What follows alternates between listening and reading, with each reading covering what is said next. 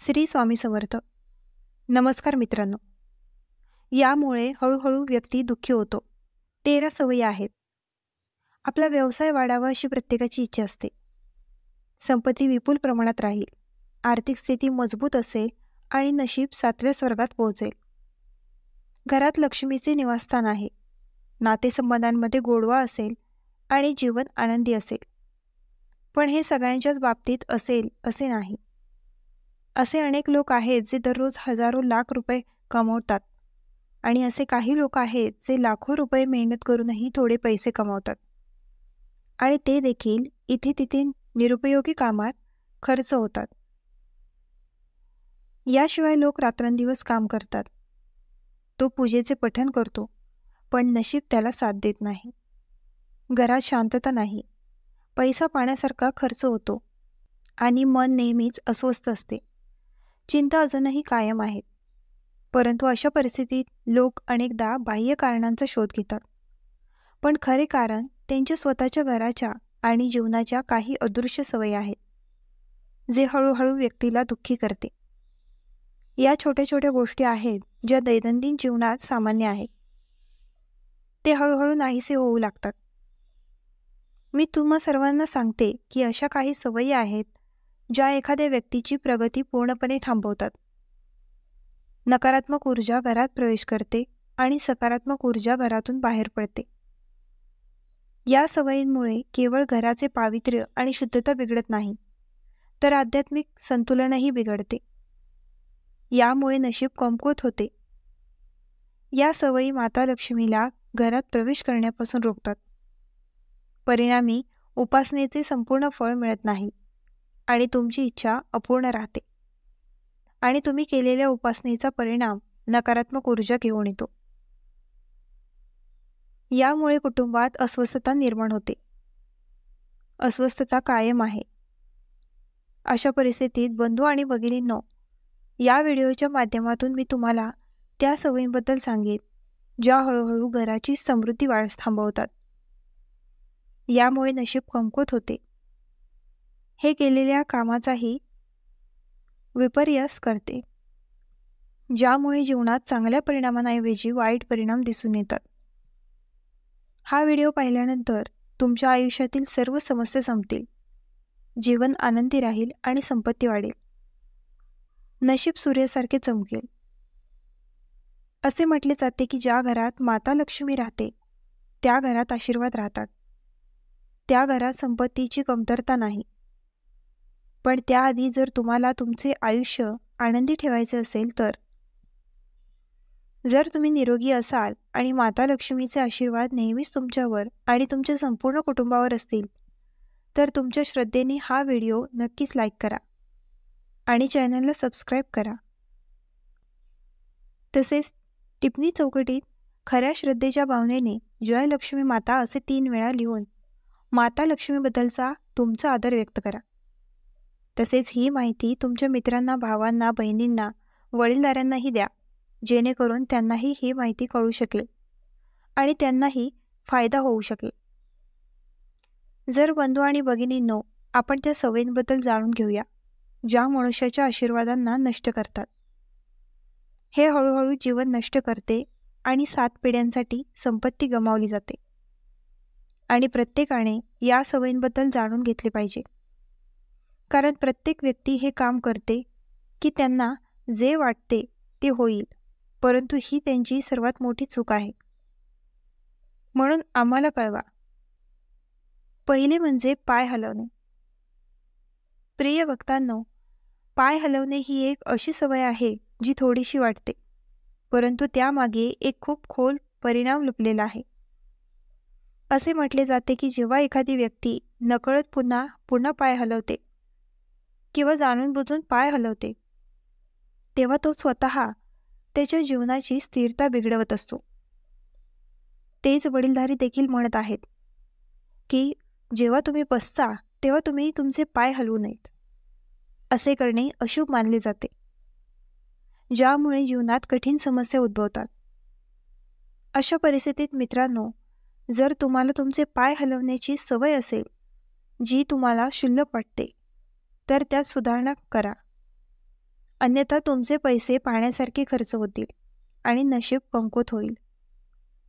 त्याच वेळी जे करणे माता लक्ष्मीचा अपमान देखील असेल. आणि ज्या घरात माता लक्ष्मीचा अपमान केला जातो त्या घरात माता लक्ष्मी पुन्हा मागे वळून पाहत नाही, ज्यामुळे घरात नकारात्मक ऊर्जा आकर्षित होते. या प्रकरणात विशेष काळजी आवश्यक आहे. दुसरा क्रमांक म्हणजे गॅसवर राहणे. प्रिय भक्तांनो, स्वयंपाक केल्यानंतर गॅस किंवा स्टोव्हवर पॅन ठेवणे ही छोटी गोष्ट नाही. परंतु मित्रांनो, वास्तुशास्त्रात ही मोठी चूक मानली जाते, ज्यामुळे घरात दुर्दैव आणि दुःख येऊ शकते. तसेच मित्रांनो, तवा आणि भरतकाम हे दोन्ही राहूंचे प्रतीक मानले जातात. त्यामुळे ते नेहमी स्वच्छ आणि कोरडे ठेवले पाहिजेत. या व्यतिरिक्त बंधू आणि भगिनींनो, तुम्हा सर्वांना सांगा की जेव्हा तुम्ही अन्न शिजवता तेव्हा गॅसवर टाकण्यापूर्वी पॅन नीट स्वच्छ करा आणि नंतर अन्न शिजवा. कारण गलिच्छ पॅनमध्ये शिजवल्याने आई अन्नपूर्णाचा अपमान होतो, ज्यामुळे जीवनात अन्नाची समस्या निर्माण होते. वास्तूनुसार पॅन नेहमी स्वयंपाकघराच्या अशा कोपऱ्यात लपवून ठेवले पाहिजे ज्यावर बाहेरच्या व्यक्तीचा थेट डोळा पडणार नाही. आणि पॅन कधीही उलट्या बाजूला ठेवू नये. तुम्हाला ही गोष्ट बांधावी लागेल. क्रमांक 3. चघळणारी नखे. बंधू आणि भगिनींनो, नखे चघळणे ही केवळ एक वाईट सवय नाही, तर ती नकारात्मक ऊर्जा आकर्षित करते. असे म्हटले जाते की जेव्हा एखादी व्यक्ती वारंवार नखे चावत असते तेव्हा तो स्वतःच्याच नियतीच्या रेषा कुरतडत असतो. अशा परिस्थितीत प्रत्येकजण जगेल. 9व्या क्रमांकाच्या स्नानगृहात रिकामी बादली. बंधू आणि भगिनींनो, आपल्या जीवनात पाण्याला विशेष महत्त्व आहे, पण वास्तुशास्त्रातही पाण्याला विशेष महत्त्व आहे. मित्रांनो, मी तुम्हाला एक गोष्ट सांगणार आहे. तुम्हाला गाठ बांधायची आहे. ती गोष्ट म्हणजे बाथरूममध्ये कधीही रिकामी बादली ठेवू नका. कारण बाथरूममध्ये रिकामी बादली ठेवणे अशुभ मानले जाते. मित्रांनो, स्नानगृहात ठेवलेली रिकामी बादली घरातील रिकामीपणा आणि गरिबी दर्शवते. तसेच वास्तूच्या तत्वांनुसार बादली कधीही उलट्या किंवा रिकाम्या ठेवू नये. विशेषतः रात्री पाण्याची बादली भरून ठेवणे खूप शुभ मानले जाते. पाण्याची बादली भरून ठेवल्याने घरात संपत्ती आणि समृद्धीचा प्रवाह राहतो आणि ते सकारात्मकतेचे प्रतीक मानले जाते. जर तुम्ही शौचालयात रिकामी बादली ठेवली तर तुम्हाला राहू केतूचे दुष्परिणाम दिसतील. तुमच्या ग्रहीय दोषांची समस्या उद्भवेल. नाही, रात्रीचे 10 खोटे भांडे. प्रिय मित्रांनो, रात्रीच्या जेवणानंतर खोटी भांडी ठेवणे ही एक अतिशय अशुभ सवय मानली जाते. ज्या बंधू भगिनींना वाटते की ही भांडी आम्ही सकाळी धुवून टाकू, तर ही तुमची सर्वात मोठी चूक आहे. कारण स्वयंपाकघर हे अन्नाची देवी अन्नपूर्णा आणि माता लक्ष्मी यांचे निवासस्थान मानले जाते. अशा परिस्थितीत ही देवी रात्रभर खोटी भांडी ठेवून गेल्याने नाराज होते, ज्यामुळे घराची समृद्धी थांबते आणि आर्थिक संकट सुरू होते. ही अनेकांची सवय आहे. अशा परिस्थितीत ज्यांना ही सवय आहे त्यांनी ताबडतोब ही सवय सुधारावी. अन्यथा म्हातारपणात भाकरी राहणार नाही आणि तुमच्या अन्नाचा साठा नेहमीच रिकामा राहील आणि त्याचा परिणाम येणाऱ्या पिढीवरही दिसून येईल. 11. मुख्य दरवाजा. होय मित्रांनो, मुख्य दरवाजा हा तो दरवाजा आहे जिथून सर्व देवी देवता घरात राहतात आणि येथे सकारात्मक ऊर्जा देखील राहते. अशा परिस्थितीत मित्रांनो, कोणत्याही घराचा मुख्य दरवाजा नेहमी स्वच्छ आणि नीटनेटका असतो. त्या घरात लक्ष्मी माता कायमस्वरूपी राहते. ज्या घरात पैशांची कमतरता नाही, पण तेच लोक घराचा मुख्य दरवाजा स्वच्छ ठेवत नाहीत. घराच्या मुख्य दरवाजावर नेहमी घाण असते. विशेषतः मुख्य प्रवेशद्वारावर पादत्राणे आणि चप्पल काढून टाकली जातात. माता लक्ष्मी तिच्या घरात राहत नाही. त्या घरात लक्ष्मी मातेने मागे वळून पाहिलेली नाही. कारण मुख्य दरवाजाला विशेष महत्त्व आहे. मग ती वास्तुकला असो वा नसो. मुख्य दरवाजा साफ होईपर्यंत त्या घरात आशीर्वाद राहणार नाही असे म्हटले जाते.